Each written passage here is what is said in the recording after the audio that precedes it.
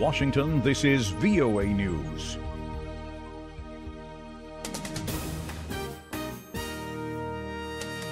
I'm Jonathan Jones reporting.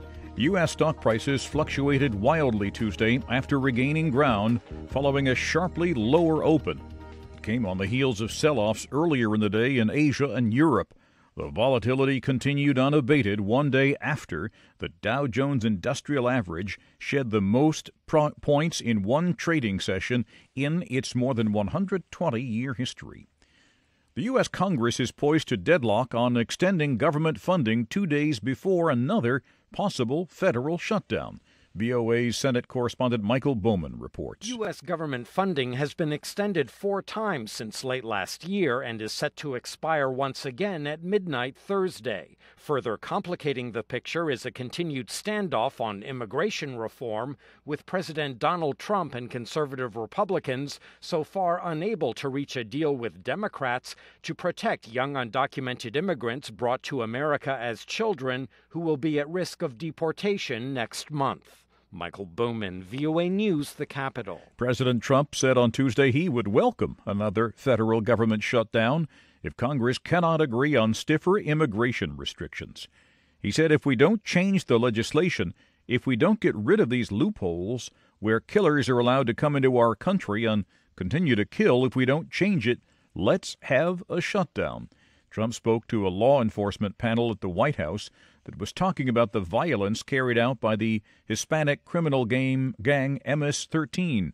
Trump said, "I'd love to see a shutdown if we can't get this stuff taken care of."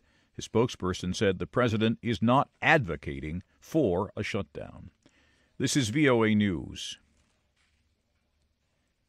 Former White House Chief Strategist Steve Bannon skipped a scheduled interview Tuesday with the House Intelligence Committee about his time as a key advisor to President Trump, even after lawmakers subpoenaed him to appear. Bannon could face a contempt of Congress charge for his failure to answer the subpoena, but it's not clear whether the committee would take any action against him. Hundreds of people are fleeing Cameroon's English-speaking towns following clashes between the military and gunmen believed to be armed separatists. Correspondent Moki Edwin Kindzeka reports from the French-speaking town of Mbouda, where some of the English speakers are escaping to. A dozen vehicles transporting at least 220 people from Cameroon's English-speaking northwest region arrived in the French-speaking town of Mbouda Tuesday morning.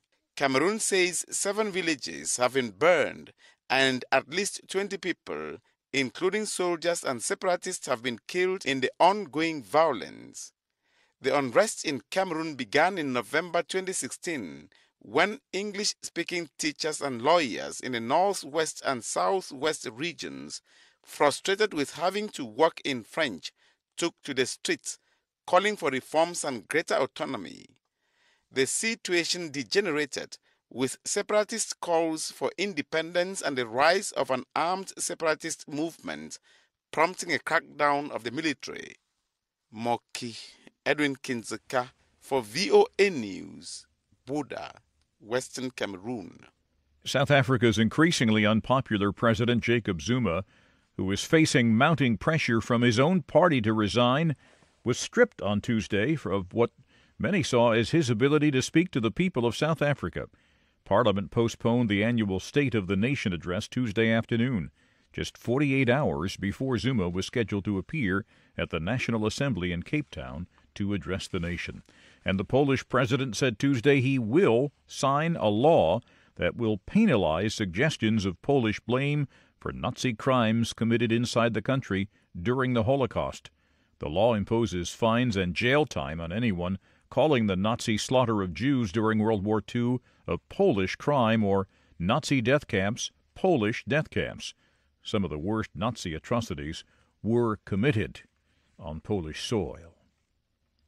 You can find more on these and other late-breaking and developing stories from around the world around the clock at voanews.com and on the VOA News mobile app.